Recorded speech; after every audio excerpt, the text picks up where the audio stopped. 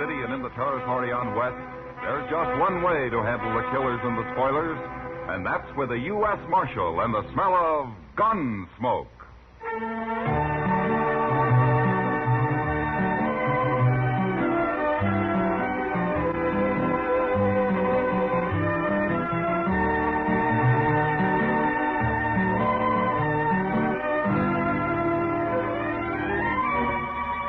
Gunsmoke, starring William Conrad. The story of the violence that moved west with young America. The story of a man who moved with it. Matt Dillon, United States Marshal.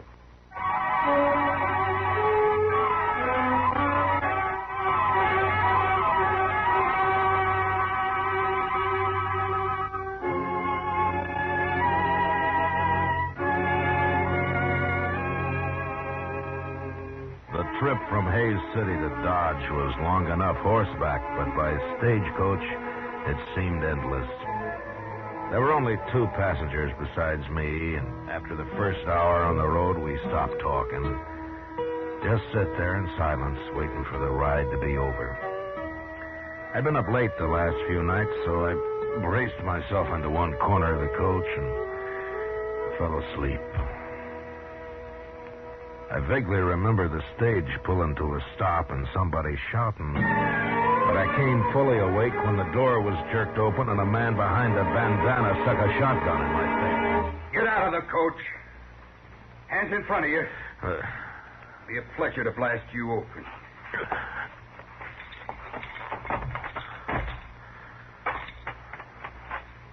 All right. Take his gun, Charlie. Yeah.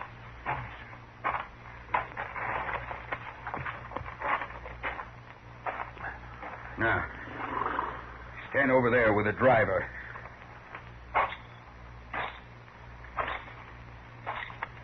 You 2 next. Now get on out and don't try nothing. Of course. How come you didn't start shooting when they stopped me, Marshal? Well, I was sound asleep, Hank. Well, I'm sure glad of that. If we put up a fight, that fellow with the shotgun would have blowed me clean off the seat. Yeah. How many of them are there? Just these 2? That's all I've seen.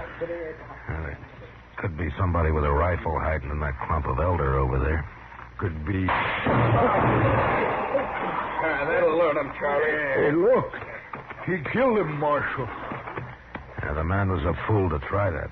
Go get the box down, Charlie. Right. Take this one to help you. Oh, come on, you. I'll keep an eye on these 2 here. So, you're a marshal, huh? I am? Well, that greenhorn got himself killed. He shouldn't have tried to shoot Charlie. No, he shouldn't. Not with a little derringer. Charlie got hit. Right in the arm. Yeah, I saw it. I just don't want nobody chasing us for murder. Under the circumstances, it was murder. It was, huh? Well, then the only thing to do is shoot the whole bunch of you and have done with it. No, you can't do that. Mister, I got a wife and 2 kids in Dodge. What I hear, Dodge ain't a very good place to raise a family anyway. Look, you're in enough trouble already. Besides, you didn't kill that man. Your partner did. Yeah, that's right. It's Charlie they'll be after. How much money is there in that box, driver? I don't know. They never tell me. Well, we'll find out. He's got it open now. Load it in them saddlebags, Charlie.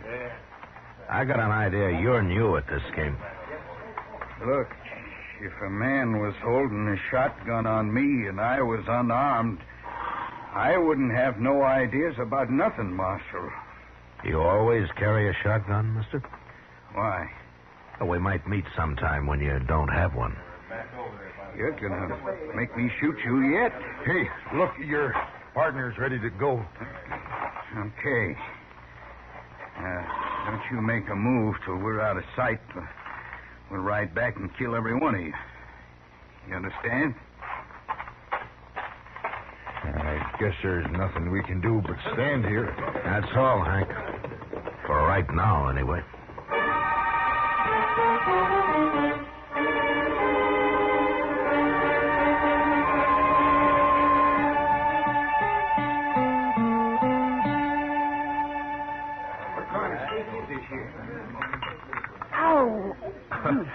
What'd you do, Kitty? Burn your mouth again? Oh, darn it, yes. What do you mean again? Well, it seems like you always do if the coffee's hot enough. Thanks for the sympathy. As much as you gave me about the stage hold-up the other day. All I said was I'm glad you were asleep. You're a lot safer that way. Well, being safe isn't exactly my main goal, Kitty. Yeah, I know. How much money was there, Matt? $2,000? You'd think they'd have paid a man to ride shotgun. Have you any idea who did it? No, they were both masked. I hear Wells Fargo put up a reward for him. Yeah, there's $1,000 for the one who killed the passenger, dead or alive. They must want him real bad. That's not good for business. People getting murdered. What about the other one? $300 for his capture. And if you recover the stolen money, Kitty, well, they'll give you half of it. If I found that money, they'd give me all of it. You'll end up in jail yet. Well, the Texas Trail isn't far from being a jail. For me, anyway. I gotta get back there pretty soon, Matt. Sure. Hey, you. Waiter. Come here and take this money or I'll throw it at you. Another gentleman in town. Kitty, I don't want to turn around. What does he look like? Well, I think it's the one with the black beard You over there. heard me, waiter. Get over here before I bust your neck. Yeah, that's the one, all right. Is there anybody with him? No, he's alone. And he's leaving now. Oh, good. No, don't stare at him. I don't want him to see me. Well, he's not even looking this way. He's going out the door, Matt. All right, come on. I want to follow him. Okay.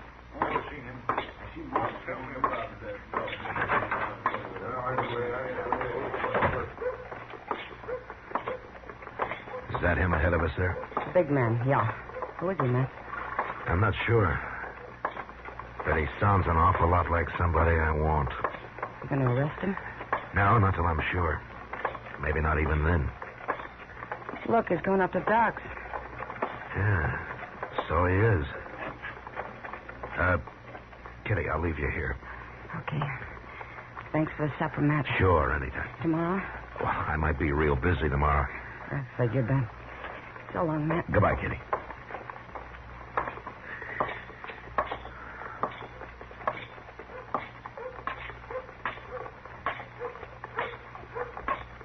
That's a serious thing. It sounds like his arm is infected to me. How'd he do it? Well, he just tore it on some wire. Well, why didn't you bring him into town? It might be gangrene. Is that bad? Bad. Why, he could lose the arm, or even die. Where is he, anyway? Out on the prairie, in camp. Ain't there some medicine or something I could take back with me, Doc? Oh, hello, Matt. Good evening, Doc. Go right ahead. I just came up for a smoke. Oh, sure. Sit down, Matt. Yeah. Thanks. Now, look, mister. There isn't a medicine in the world. Never mind, But Doc. I'm telling you... Forget it. I'll talk to you tomorrow. Everything's okay. Yes. You better not wait too long. I'm warning you. I won't. We'll take care of everything tomorrow. So long. That man's crazy, that's what. No, he's not crazy, Doc. No, you should have heard him. I did. What do you mean you did? I was outside the door, Doc. Well, he's going into the Oliverganza. I guess he isn't too worried. What's this all about, Matt? Doc, I'll explain it to you later. Right now, I gotta find Chester. Oh, Chester, yes, he's down in the office. I just left him. Oh, good. I sure hope he's had a lot of sleep lately. What's that? He's gonna be pretty busy tonight. I'll see you later, Doc.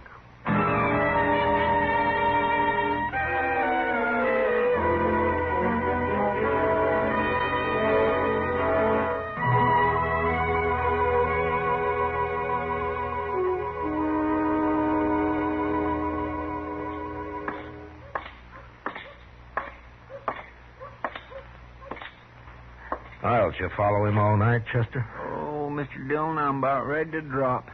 Everything's getting hazy. Where is he? In the restaurant there? Yes, sir, that's where he went. He gambled the entire night. I swear out in a high stays a week. I can't hardly keep my eyes open. Oh, rub a rouser of tobacco juice on him, Chester. That'll help. Oh, my goodness. He just come out the door. Yeah, he's seen us. Stand steady. Yes, sir.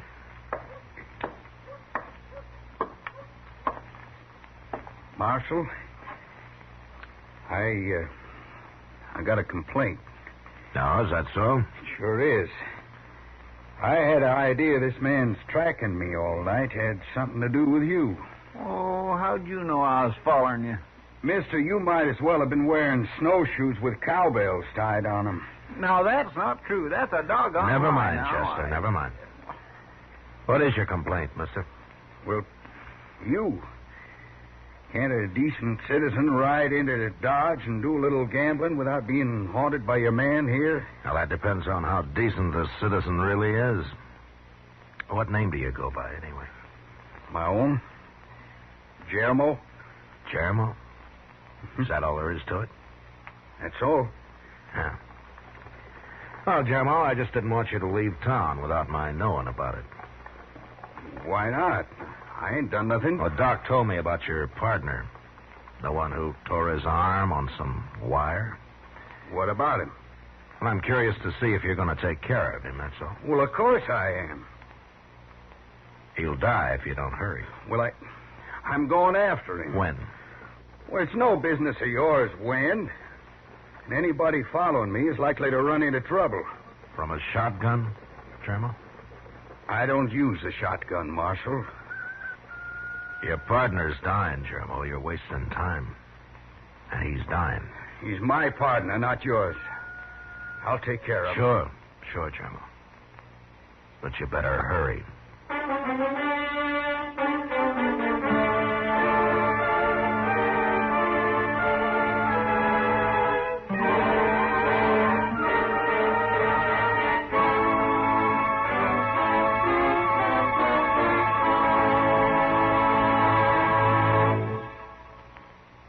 We will return for the second act of Gunsmoke in just a moment. But first, since 1910, the work output of each of us has more than doubled, and the average annual income has gone from $2,400 a year to about $4,000.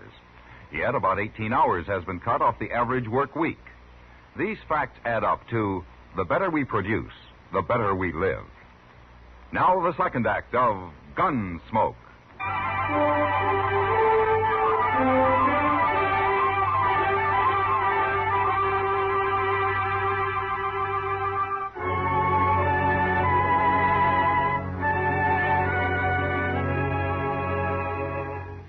Chester had been up all night, so I sent him to bed, and I hired a Kiowa Indian I knew to keep an eye on Jermo.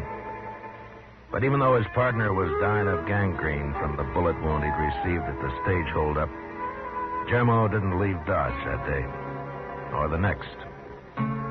He knew I'd track him to their hideout and to the stolen money if he did, and he wasn't the kind of a man who'd risk his own neck just to save his partner's life. And since I had no real evidence yet, there was no use arresting him. So, all I could do was wait. That Indian is a wonder to behold, Mr. Dillon. He hasn't slept a wink in 2 whole days, and he don't even look tired. No, but Jermo looked tired the last time I saw him. Oh, he's been sleeping regular. Yeah, I know. But all this is wearing him out just the same. And he's getting pretty spooky. Well, I should think he would, with what he's got on his conscience. I better ask Sartank if he knows another Kiowa who could spell him for a while. I think he's got a cousin around here somewhere. Oh, it makes my bones ache just to think about him not sleeping at all. Marshal, I got something to tell you. Oh? Well, who are you? My name is Verd, but I'm nobody, Marshal. Just a cowboy. Well, there's nothing wrong with being a cowboy, Verd. Sometimes there is. Like yesterday. Oh, what's the trouble? I found a dead man, Marshal, out on the prairie. How'd he die? Well, it looked to me like he got shot. That's why I come to you. Did you bury him? No, I wrapped a blanket around him, though. Yeah. Where is he, Verd? Not far from here. Maybe 15 miles. Yeah. Chester. Yes, sir? Get our horses. We'll ride out and have a look.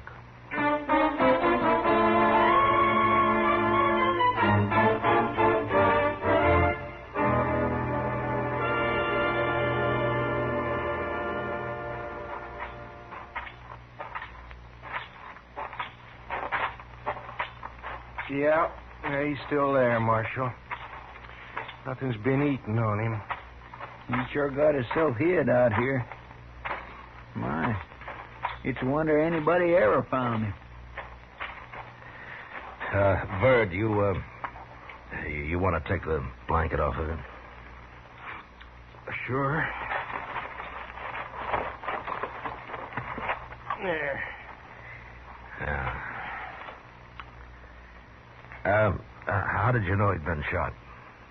Well, his arm, it's all swole up, Marshal. And then, you see here, I noticed that bullet hole in his sleeve there. Yeah.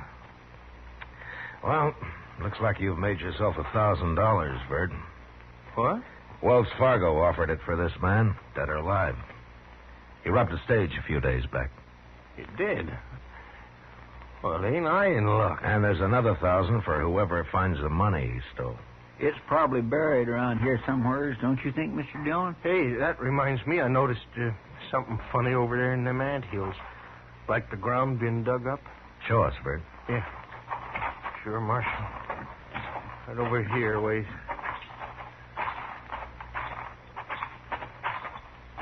There. See it? Right there? Right by that big one? Yeah. Well, I declare. Huh. By golly, I think he's right, Mr. Dillon.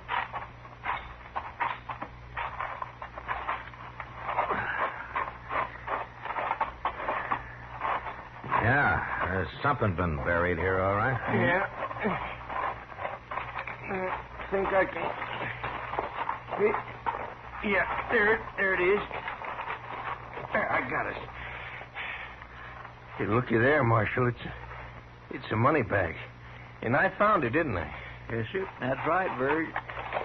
Here, look at that. That's real money, all right. Marshal, I found it, so I get the reward, won't I? 'Cause I knew where it was. Yeah, you sure did, Bird.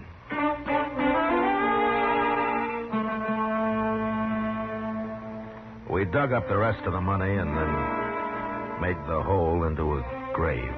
And we buried the dead man right there.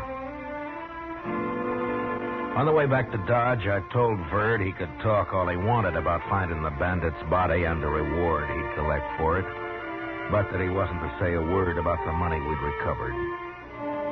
He couldn't understand why, and I didn't explain it to him, but I warned him he'd never get a penny of either reward if he didn't do as I said. Back in town, I didn't let him out of my sight for the next 2 days. I figured it'd make Germo pretty worried. And it sure did.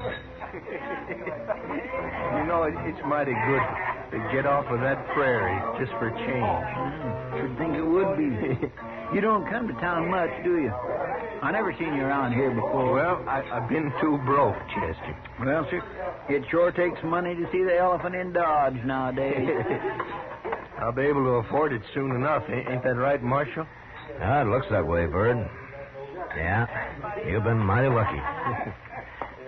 So far. What do you mean, so far? Nothing. Evening, Marshal. Hello, Germo. This the fellow who found your bandit for you? Yeah, I was just telling him how lucky he is. Yeah, all that reward money. $1,000, isn't it? Yeah, that's right. Is that all you're getting, mister? What do you mean, is that all? Well, there was more reward than that offered. Oh, you mean the stolen money? Oh, it's too bad about that, wasn't it, Bird? We didn't find no stolen money. You didn't? Oh, but looked everywhere. There'd been some digging nearby, but there was nothing in the hole. Well, now, what do you make of that? Just plain disappeared, huh? Yeah. Looks that way. Well, that's sure too bad, ain't it? But you can't have all the money in the world, mister. I ain't got all the money in the world. I'll see you later. Marshal, I did like you told me. I didn't say nothing. You did fine, Bird. Just fine.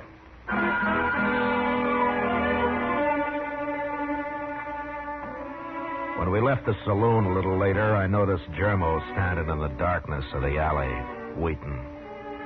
I was pretty sure he'd follow us as we crossed the plaza and walk up Front Street. When we reached Kelly's stable, Verd wanted to go in and see if his horse had been fed, so we said goodnight and left him there. Chester and I walked on a little ways. Then we turned off the street. We went back, entered the stable from the rear. Inside, we could hear voices. And we sneaked up from stall to stall until we were close enough to make them out. Tell me where the money is, Bud. What did you do with it? I told you, Germo. The marshals got it. We dug it up. You're lying. Now, who turned in $2,000 to collect $1,000? You've stole it and hid it somewhere else. No, I didn't. I tell you. The marshal himself said there'd been some digging nearby. Now, what'd you do with it, Bud? Now, tell me before I kill you. No. Listen a minute, Germo. Look, when you didn't come back, see, I figured you got caught. And then Charlie died, and I got scared. You always was a coward. That's why we left you in the bushes with a rifle when we stopped the stage. No, that don't matter, but look, Germo, don't you see, this way we're both safe, because I'll split both the rewards with you. You know I will. You're lying, and I'm going to kill you for it. No, don't, Germo. Hold it, Tomo! You're next, Marshal.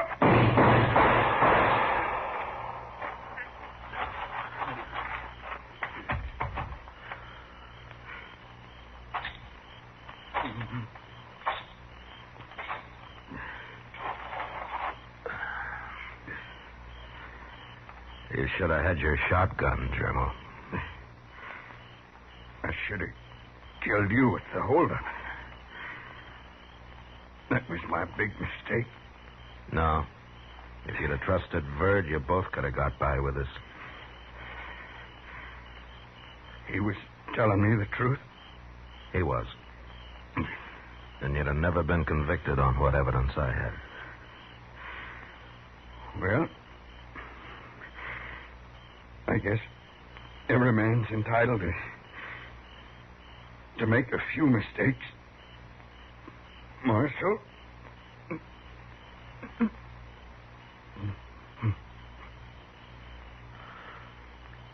Germo?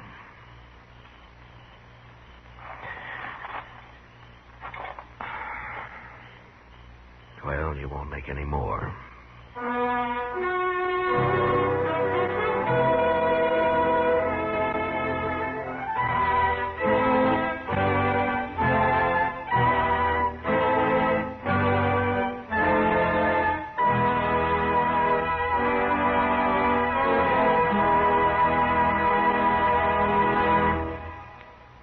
Gunsmoke, under the direction of Norman MacDonnell, stars William Conrad as Matt Dillon, U.S. Marshal.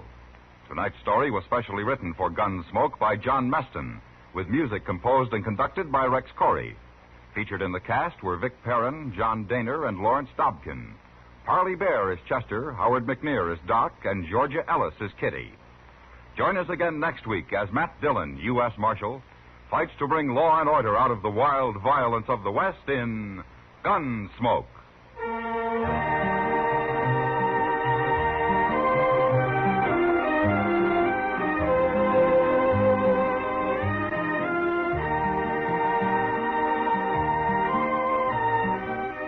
This Monday night, Frank Lovejoy stars on CBS Radio's Suspense. Remember, Monday night, Frank Lovejoy in On a Country Road, presented by radio's outstanding theater of thrills, Suspense, over most of these same stations. George Walsh speaking. For mystery mixed with merriment, join Mr. and Mrs. North Tuesday evenings on the CBS Radio Network.